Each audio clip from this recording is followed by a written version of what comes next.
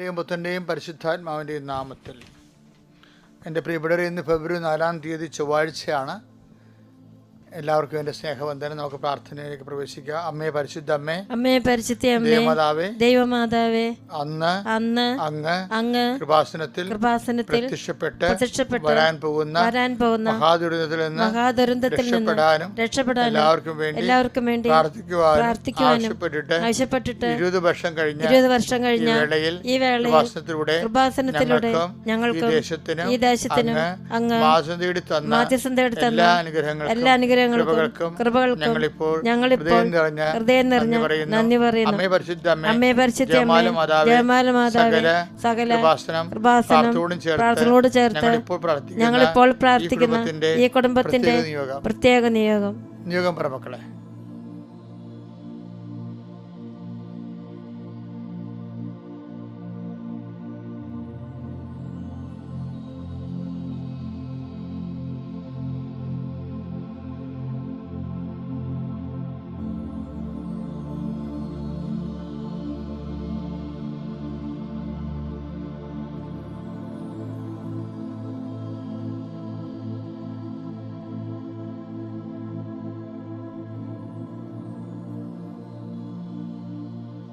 അമ്മയുടെ പ്രത്യക്ഷീകരണത്തിന്റെ ദശകവേളയിൽ ഞങ്ങൾക്ക് സാധിച്ചു തരുവാൻ കനിയണമേ.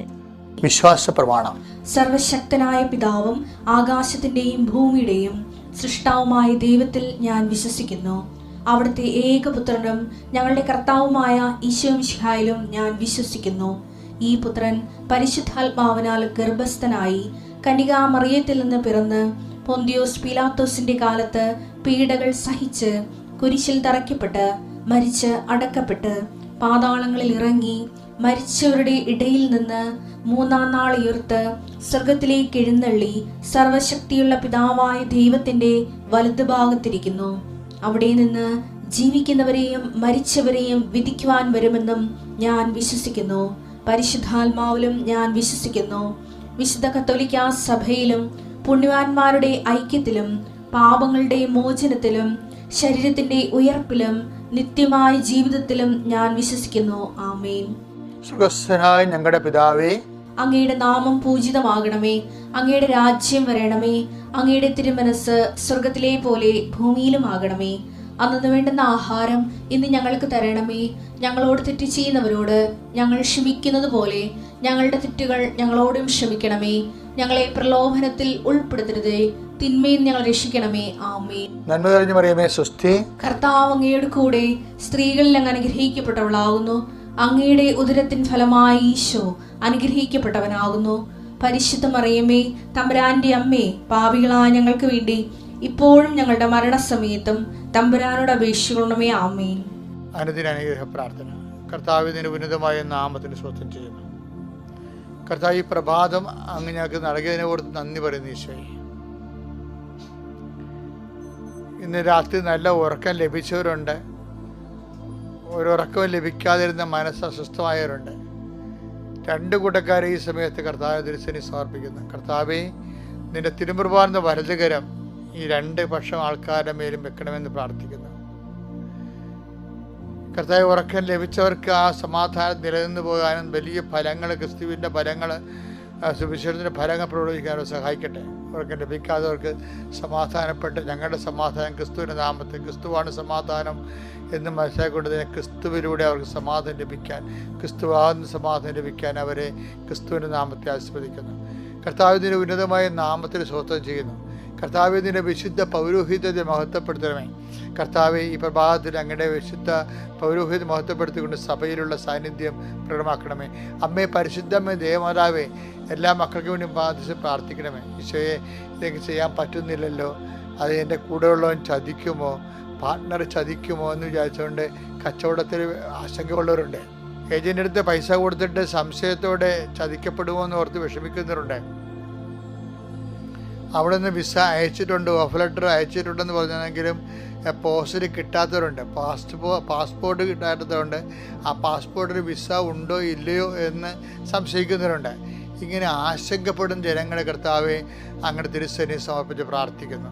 എൻ്റെ ഈശോയെ, പല കാര്യങ്ങളെ ഓർത്തും പാർത്ത പല കാര്യങ്ങൾ ഓർത്തുകൊണ്ട് നീ ആകുലചിത്തയാണെന്ന് പറഞ്ഞ പോലെ ഈശോയെ, മനുഷ്യർ പല കാര്യങ്ങൾ ഓർത്ത് ആകുലചിത്തയാണ് കർത്താവ്. അവർക്ക് ഒന്ന് മാത്രം മതി നീ പറഞ്ഞു.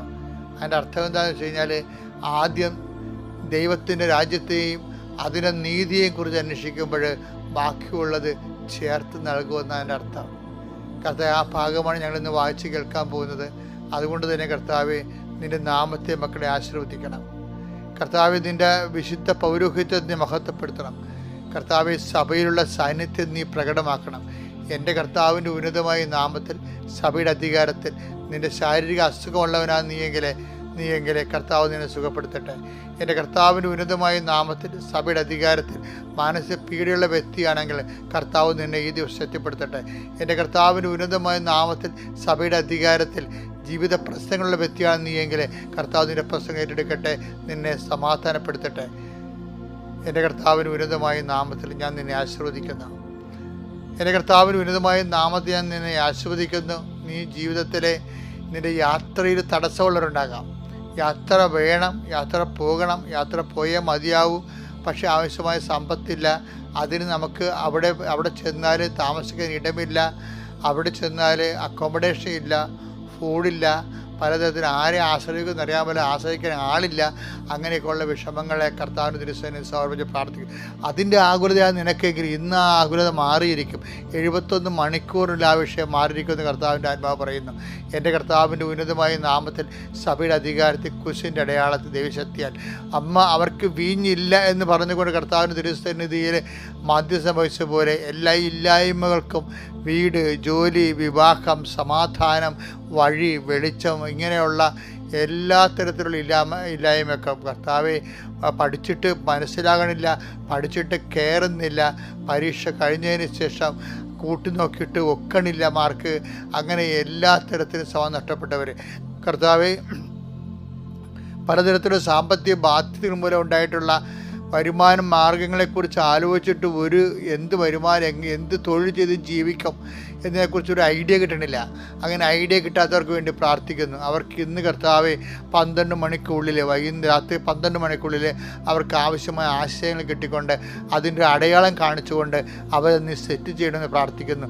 കർത്താവ്, ഇന്ന് നീ ആ മക്കളെ അനുഗ്രഹിക്കാൻ പോകുന്ന ഓരോ അനുഗ്രഹങ്ങളെ ഓർത്തുകൊണ്ട് ഞാൻ എനിക്ക് നന്ദി പറയുന്നു. എൻ്റെ കർത്താവിൻ്റെ ഉന്നതമായ നാമത്തിൽ, സഭയുടെ അധികാരത്തിൽ, കുരിശടയാളത്തിൽ മക്കൾ ഈശോ നാമത്തിൽ സമർത്ഥമായി അനുഗ്രഹിക്കപ്പെടട്ടെ. കർത്താവ്, ഇന്ന് ഈ ആശീർവാദം വാങ്ങിക്കുന്ന മക്കൾ ഒരെണ്ണം പോലും സങ്കടപ്പെട്ട് രാത്രി കിടക്കാൻ വരരുത്. എൻ്റെ കർത്താവിൻ്റെ നാമത്തിൽ മാതാവിന് മധ്യസ്ഥ മക്കളെ ഏൽപ്പിക്കുന്നു. നമ്മൾ എപ്പോഴും കേൾക്കുന്നൊരു വചനമാണ് മത്തായി ശ്ലീഹായുടെ സുവിശേഷം. പ്രയോറിറ്റിയുടെ കാര്യമാണ് പറയുന്നത് ഇവിടെ. മത്തായി 6:31 വായിച്ചേ. നിങ്ങൾ ആദ്യം അവിടുത്തെ രാജ്യവും അവിടുത്തെ നീതിയും അന്വേഷിക്കുക. അതോടൊപ്പം മറ്റുള്ളവയെല്ലാം നിങ്ങൾക്ക് ലഭിക്കും. മറ്റുള്ളവയെല്ലാമാണ്. ആദ്യം അവിടുത്തെ രാജ്യവും അവിടുത്തെ നീതിയും. അപ്പോഴേ അവയോടൊപ്പം മറ്റുള്ളവയെല്ലാം, എംഫസിസ് കൊടുക്കേണ്ടത് മറ്റുള്ളവയെല്ലാം എന്നാണ്. പിന്നെ എംഫസിസ് കൊടുക്കേണ്ടത് ആദ്യം എന്നാണ്. ഇത് ഞാൻ ഇടയ്ക്കിടയ്ക്ക് നിങ്ങളോട് പറയുന്നതാണ്, എപ്പോഴും പറയും. കാര്യം ഇതൊരു അടിസ്ഥാന വചനമാണ്, ഇതൊരു കീ വേർഡാണ്. ഇതിട്ടാലാണ് ബാക്കിയെല്ലാം തുറന്ന് കിട്ടുന്നത്. ഇതിനോട് ബന്ധപ്പെട്ട് ദൈവത്തിൻ്റെ മനസ്സ് വെളിപ്പെടുത്തുന്ന ഒരു സംഭവമാണ് ലൂക്ക 10:42. ഒന്ന് മാത്രമേ ആവശ്യമുള്ളൂ. ഇപ്പം എന്താണ് ആദ്യം ഒന്ന് പറഞ്ഞ, ആദ്യം ദൈവരാജ്യവും നീതിയും. ഇപ്പം എന്താ പറയണത്? ഒന്ന് മാത്രമേ ആവശ്യമുള്ളൂ. മറിയം നല്ല ഭാഗം തെരഞ്ഞെടുത്തിരിക്കുന്നു. മറിയം നല്ല ഭാഗം, ദൈവവചനം നടപ്പിൽ വരുത്തുന്ന ഭാഗമാണ് നല്ല ഭാഗം. അപ്പം ദൈവവചനം ആദ്യം അന്വേഷിക്കണം. അത് നടപ്പിൽ വരുത്തുമ്പോഴാണ് ദൈവരാജ്യം വരണത് നമ്മളിൽ തന്നെ. അപ്പോൾ ബാക്കിയുള്ളത് ചേർത്ത് നൽകണതാണ്. ആ ചേർത്ത് നൽകുന്ന കാര്യങ്ങളെക്കുറിച്ചാണ് മാർത്ത പലവിധ കാര്യങ്ങളെക്കുറിച്ച് നോക്കുണ്ടാകുകയായിരിക്കുന്നു.